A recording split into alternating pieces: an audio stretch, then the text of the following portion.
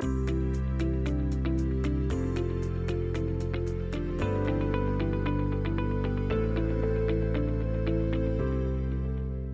to the American Maritime Podcast. I'm filling in for our regular host, Mike Roberts. I'm Ken Nahigian, wishing all of our listeners health and safety during this unusual time. And what an unusual time this is, and what a week it's been, as we saw American Maritime once again step up in this response to COVID-19. If you're new to this program, we talk about issues that matter to the 650,000 American men and women who make maritime work in this great country. And we do thank the American Maritime Partnership for making this podcast happen and for being the voice of these incredible, selfless Americans. Not only do they move critical goods between American cities, but they are the eyes and ears of our waterways and our ports. And we're now seeing that as they rise to the occasion, as America needs maritime the most. We saw that with the U.S. naval ships Comfort and Mercy being ready to set sail and position in Los Angeles and New York City. For that reason, we're really excited about the opportunity to speak with a retired captain of the Comfort, Captain Randall Rockwood. And where do you even start introducing somebody like Captain Rockwood, who served our country in so many ways, including having commanded 21 Military Sealift Command ships in the past 2 decades alone. So let's turn to Captain Rockwood, and perhaps he can introduce himself for our audience. Welcome, Captain Rockwood. Hey, good morning, Ken. It's great to be here, and I wish it was under better circumstances, but it definitely is a pleasure to be here. So as you mentioned, I sailed on Comfort as master. I sailed with Military Sealift Command for 34 years, 19 as master. And for those in the audience that might not be familiar with MSC, Military Sealift Command controls the replenishment and military transport ships for the Navy, and MSC has roughly 130 ships, of which 50 are government-owned, government-operated, and those are the ships that I sailed upon as a civilian mariner. That's fantastic. Well, I hope your family and you are doing well during this pandemic. It's an odd time for everybody, but thanks for joining our program. Listen, when you saw the Comfort sail into New York Harbor, did any part of you just want to get in there and make this operation happen, or what was your reaction to seeing that on TV? I was pleased hearing the ramp up and then seeing the execution. It was terrific because I thought the activation of Comfort and the sister ship Mercy was absolutely perfect. Because the two ships positioned on each coast of the United States, and they usually provide medical services and humanitarian aid to foreign countries in alternating years. And I thought to provide medical services in the United States would be perfect. The two hospital ships providing services simultaneously is very atypical. But considering the extent of the coronavirus threat, activating both ships was a good idea, and I thought that was perfect. You mentioned that the decision to activate it. I don't know if you followed the news, but over the past month or so, there was talk about positioning these vessels for the COVID-19 response. But then all of a sudden, it seemed like it accelerated really rapidly. What do you think when you first heard the need for these ships may be necessary and the likelihood that they could even be ready? Well, having been on Comfort for over 2.5 years as master, when I saw that they were planning to activate the ships, it didn't come as a shock or surprise because both ships, Mercy and Comfort, are in what's called reduced operating status 5. So they're expected to be activated in 5 days. And very often they get activated in less, and that's a double-edged sword, of course, for the operators. Sure. But so Mercy got underway and went to Los Angeles, and Comfort had a little bit more challenge getting underway as they were in the middle of a maintenance period, as everybody watching the news saw. Okay, to that end, can you talk a little bit about what it might have taken to get that vessel ready? I can imagine that, number one, getting the ship ready under any circumstance is a challenge. First, you have to identify the personnel to put on board. In the case of the civilians, there are 71 civilians, plus or minus, no more than a couple, but 71 is a good number to go with. So you have to identify the 71 civilians that you're going to put on board. And the Navy has to identify all the men and women, doctors, nurses, staff, pharmacists, medical food people, for example, that need to be on board in order to get the ship underway. And then a visual for this audio podcast to be good. You have to imagine dozens and dozens, and no exaggeration, maybe even 3 dozens or more, 18-wheelers lined up on the dock, all trying to offload all of their supplies to the ship, which the civilians load and then have to stow prior to the ship getting underway. So that's a large effort right there. That's amazing. Now, who runs that process? When does somebody like you come into the equation? Do you manage that process, or is that something that is done and then you arrive and then you take control of the vessel? Well, in the olden days, just 10 years ago or so, sometimes the master was not assigned until the last minute, but the Navy and the Military Sealift Command found it more advantageous to have the consistency of a master assigned full time. So the answer to your question is the master's there juggling the logistics and the onload with the able assistance, of course, of the chief mate and the chief engineer, the chief steward, all figuring out what needs to be loaded and then getting it aboard and putting it in the correct place. And then you have the additional challenge of having a hospital embedded between the bow and the stern, and they have their own supplies that also need to be loaded. And the civilians, of course, help with that and direct and do the logistics of getting the cargo on board and put it in the right places. The Navy and the doctors, the nurses, they put the medical supplies, obviously, in the final location, but the civilians get it on board. You mentioned that this vessel is usually deployed overseas. How do you resupply overseas? Do you just return when the supplies are done, or do you have processes to resupply when you're in foreign port? Well, as both hospital ships used to be San Clemente class tankers, they are significantly large, so there's plenty of storage area on board, and we try to take much of what we need for a long deployment. When I was aboard in 2011, we were away from the United States for 5 months. We weren't underway the entire time because obviously we were in various Latin American and Southern ports, South American ports, providing humanitarian assistance and medical care. Mhm. The answer to your question is we very often buy additional supplies on the market in the port that we're in. For example, fresh fruits and vegetables, but also it's conceivable that we will need additional aviation fuel for the helicopters or lube oil. And Mhm. much of that is supplied by Military Sealift Command logistic ships, underway replenishment type ships. So when I was underway on Comfort, we received our supplies from a Lewis and Clark class dry cargo ammunition ship, which Mhm. steamed alongside of us for about 5 hours and delivered hundreds, no, probably closer to 1,000 pallets of cargo that we needed. That's amazing. To the best ability you can recall, could you take us through a little bit of a tour of the Comfort? Just how it's broken down, how it operates, just anything you can remember about the Comfort that the audience might find interesting as we watch TV. Sure. So to visualize, the Comfort is 894 feet long and just about 106 feet wide, which that number is important because 106 used to be about the maximum that a ship could be wide, or the beam, in order to get through the Panama Canal. That's changed now. They can accept ships that are much wider than 106. But at any rate, Comfort is just under 106, so we can get through the Panama Canal, which we did a couple of times. Mhm. So imagine a hospital embedded between the bow and the stern of a very large white ship. Mhm. And then the command structure on board that ship is intricate and different than most ships because you have the ship's master, Mhm. who in this case right now is Captain Lindy, Andrew Lindy, and he's in charge of the quote ship. And so he deals with the safety of the ship and making sure that the ship is capable of supplying the resources that a hospital would need. For example, the electrical, the potable water, the sewage treatment or discharge, electrical, of course, air conditioning, HVAC in general.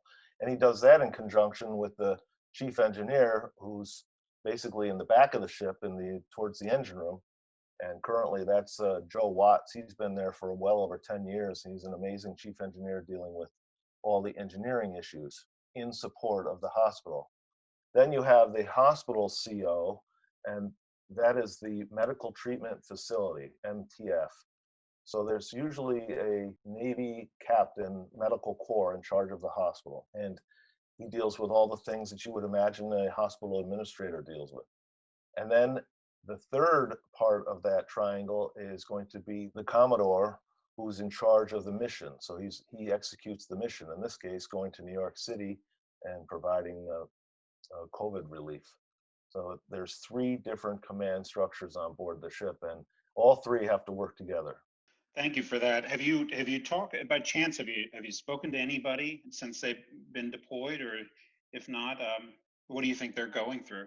Well, as you might imagine, they're all incredibly busy. But I do have an inkling of what's going on because I'm currently also, as retired Military Sealift Command. I'm also currently Vice President of Master Mates and Pilots for the Federal Employee Membership Group, which we represent the master, Captain Lindy, all the mates, the purser, and if there was a medical services officer supplied by MSC, we would represent that person too. So we represent the deck force on board the ship, and we have correspondence with them, and we advocate for them, of course, with their interests in mind, making sure that their situation is understood by those off the ship and their employer, Military Sealift Command. And just to be fair, there's other unions involved. The MEBA is involved with the chief engineer and the engineering staff. Seafarers International Union is involved with all the unlicensed personnel. So there's 3 unions that represent the 71 civilian mariners in support of Comfort and Mercy, for that matter.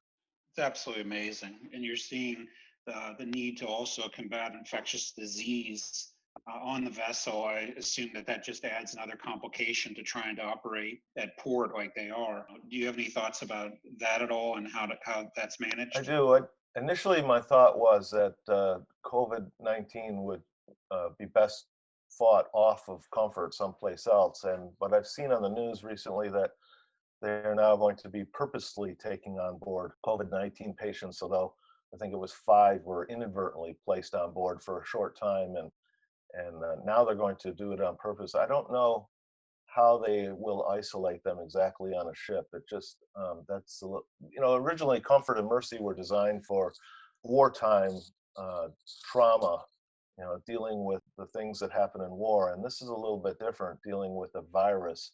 And as easily caught as it is, I'm concerned for the master mates and engineers that are all on board. In fact, everybody, but my particular concern is the 71 civilian mariners on board. They're not isolated from the ship. They're there. They're living on board. In fact, how would you not be part of the hospital when you're on the ship that is the hospital is beyond me. So the COVID-19 being treated on board the ship, I'm sure is being thought of or dealt with at the highest levels.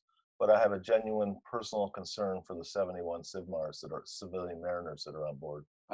Sure. I mean, I think everybody does. It's interesting perspective. Do you think that we should have more of these types of vessels in the fleet?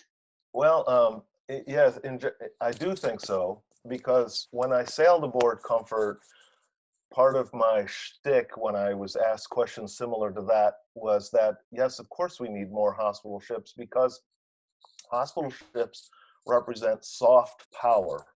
They're not a matter of dropping bombs or shooting Tomahawk missiles at anybody. When they are present, they are bringing all the best of the United States to wherever it is they happen to be. In my case, it was Central and South America. And I've been on plenty of ships where the port authorities had a litany of reasons why you couldn't come in when you were scheduled to come in, or you couldn't stay when you were in your current berth because of some other conflict. That never happens with a hospital ship.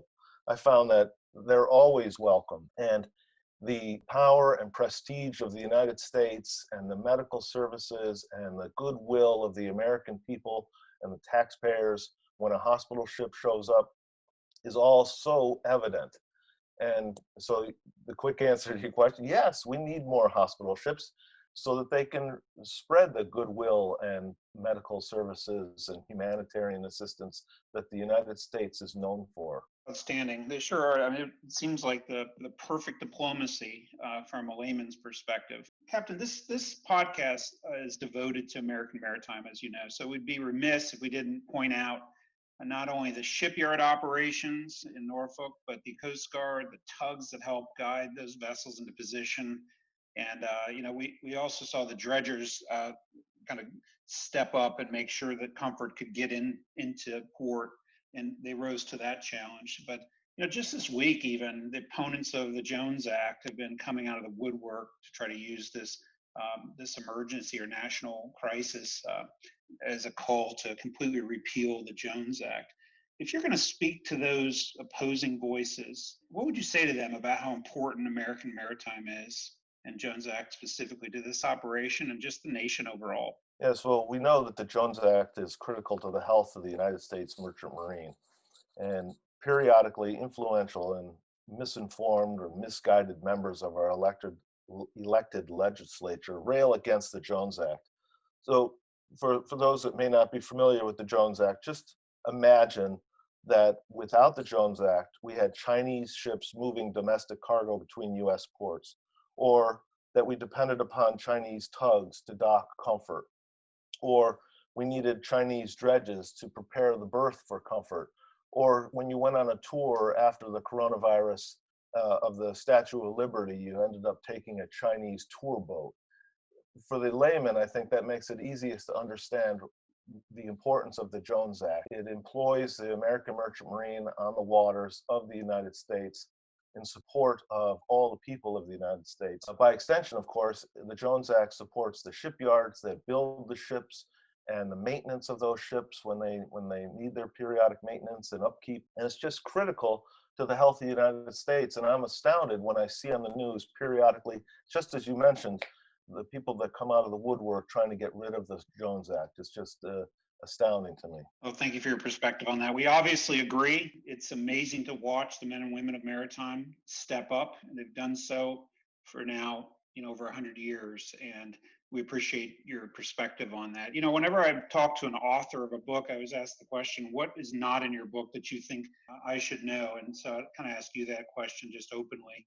What do you think the public should know that maybe hasn't been reported about the Mercy and Comfort and their crew, and perhaps what they're going through from your perspective? I guess I'll start with a little bit about the ship. Everybody sees the ship in the news and they see the white hull and the red crosses, but for those listening to the podcast, they might be interested to know that each ship, Mercy and Comfort, have 12 operating rooms and may have up to 1,200 medical personnel supporting the hospital on board.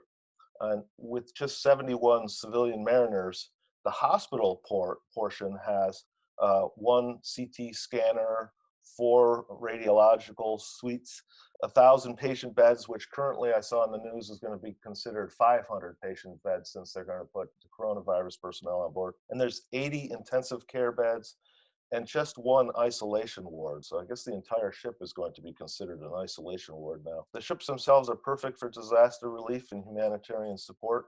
And I think they're going to do a very, very good job up in New York City and Los Angeles in support of all those that require medical care, whatever the care is. I know that the experienced doctors, nurses, staff, pharmacists, all the people of the hospital are the very best that the Navy has to offer, and they're going to do a tremendous job, and we're all going to be proud of them. Well, let's hope that capacity is not needed, but it certainly is comforting to know, and pardon the pun, to know that it is available, and we have such experienced people ready to manage that. If there's nothing else, we're going to have to end it there. But Captain Rockwood, we really do thank you for being part of this today. It's been really nice to learn from you, and we really, truly appreciate your service to this country. You have an open invitation to come back and talk to us about anything that you think is interesting or relevant in the coming days. We would welcome your voice back to that. So thank you so very much, Ken. It's been a pleasure to speak with you today. Thank you. That's all for this episode of American Maritime Podcast. We thank you for tuning in and encourage you to share it with others who share a love and interest in American Maritime. I'm signing off for regular host Mike Roberts. This is Ken Nahigian, and we will see you next time. Thank you very much.